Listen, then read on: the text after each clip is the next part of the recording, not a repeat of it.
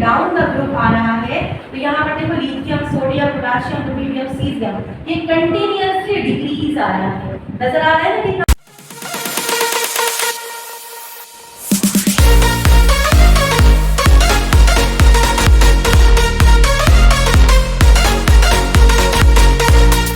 अस्सलाम वालेकुम dear students, कैसे हैं आप लोग?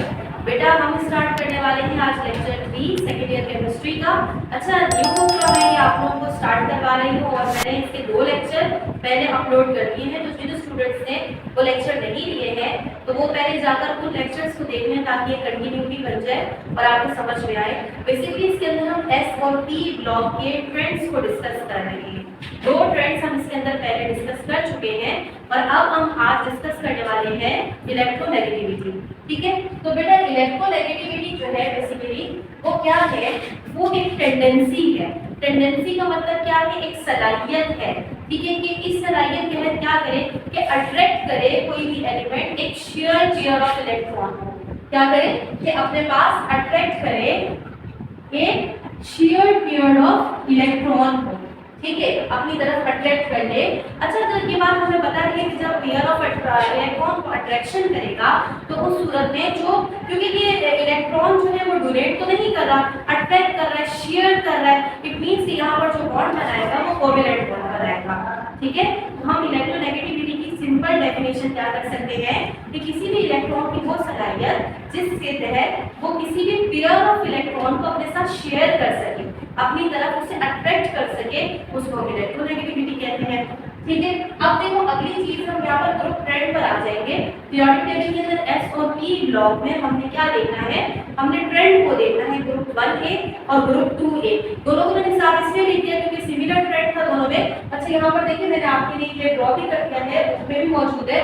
तो यहाँ पर देखोगे एक रेगुलर पैटर्न आपको नजर आ रहा है, यानी कि देखो जैसे कि डाउन द ग्रुप आ रहा है, तो यहाँ पर देखो lithium, sodium, potassium, rubidium, caesium, ये कंटिन्यूअसली डिक्रीज आ रहा है। नजर आ रहा है ना कि कमी हो रही है। देखो ये 1 से क्या हो गया 0.9, 0.8, 0.8 और फिर 0.7। तो ट्रेंड क्या हुआ, कैरेक्टर क्या हुआ कि बेटा जब डाउन द ग्रुप आओगे तो ये डिक्रीज होगा। बात समझ में आ गई? आगे देखो ये बात तो 1 और 2 दोनों में आपको कॉमन नजर आ रही है। देखिए इसी तरीके से यहाँ पर भी देखें तो यहाँ पर भी आपको एक कंटीन्यूअस पैटर्न नजर आएगा किस चीज का? डिक्रीज का। क्या चीज डिक्रीज हो रही है? इलेक्ट्रोनेगेटिविटी। अच्छा बेटा याद रखना कि इलेक्ट्रोनेगेटिविटी जो है ना पूरे पीरियोडिक टेबल के अंदर फ्लोरीन की सबसे ज्यादा है, 4, पूरी 4। इससे ज्यादा इलेक्ट्रोनेगेटिविटी किसी की भी नहीं। ये एक अलग एक एडिशनल पॉइंट था जो मैंने आपको बताया।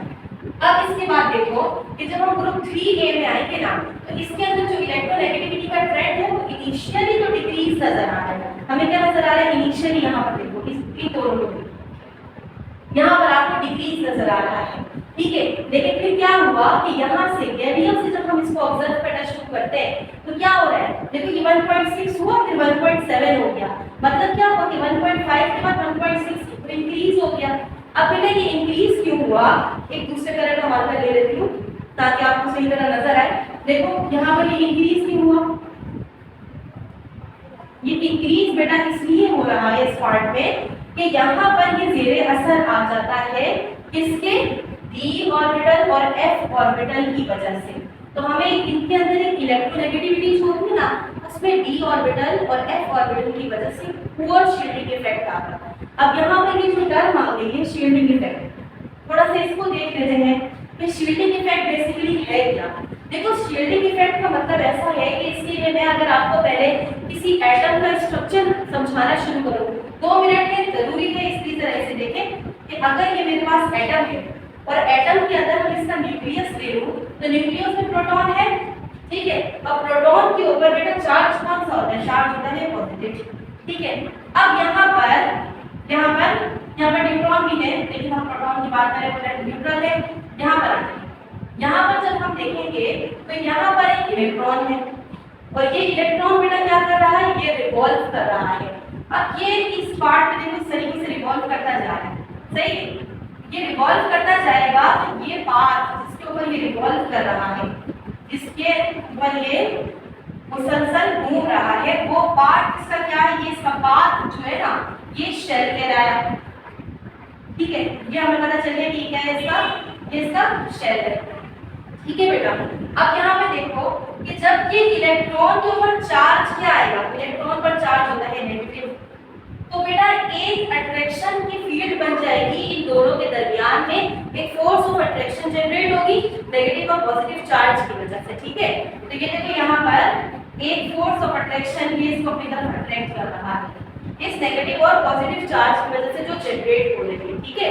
अब ये चीज ये मैंने आपको स्ट्रक्चर समझाया। अब इसको अगर मैं देखूं कि मैं इलेक्ट्रॉन इस प्रोटॉन के अंदर कितनी ज्यादा फोर्स हो कि ये इलेक्ट्रॉन को अपने करीब कर ले, अगर ये करीब कर लेगा तो उस सूरत में ना यहाँ पर ये शेल इधर आ जाता है, मतलब एक शेल बढ़ गया, ठीक है। ये इलेक्ट्रॉन इधर आ रहा है क्योंकि क्या हो रहा है, ये फोर्स ऑफ अट्रैक्शन और ज्यादा क्या हो रहा है, स्ट्रॉन्ग हो रहा है।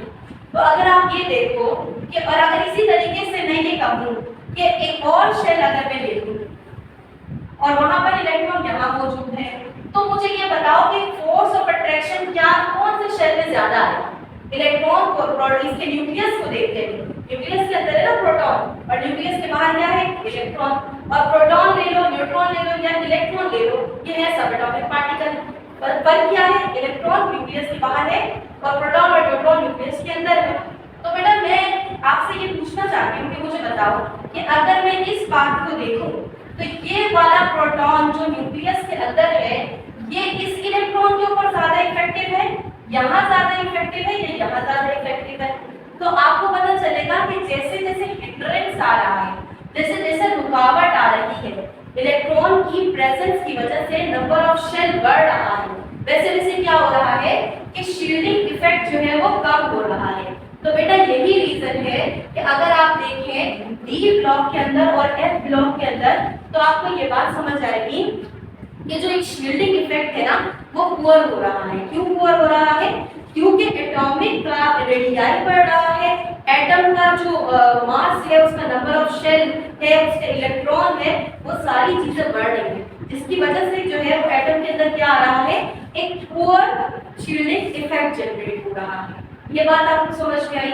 इसके बाद देखो आगे कि ग्रुप 4A, 5A, 6, 7 इन सारे ग्रुप के अंदर हमें कंटीन्यूअस पैटर्न नजर आ रहा है, कोई ऐसा वेरिएशन नजर नहीं आ रहा है। फिर डाउन द ग्रुप आएंगे तो क्या हो रहा है, ये सब के सब देखो क्या हो रहे हैं, ये कंटीन्यूअसली डिक्रीज हो रहे हैं, ठीक है बेटा। अच्छा एक और चीज देखें कि अगर हम इसको इस तरह देखें पीरियड वाइज, हम इसको किस तरह देख रहे हैं, पीरियड वाइज देख रहे हैं, तो हमें क्या ट्रेंड नजर आ रहा है कि इनका ऑर्डर इंक्रीजिंग, ठीक है।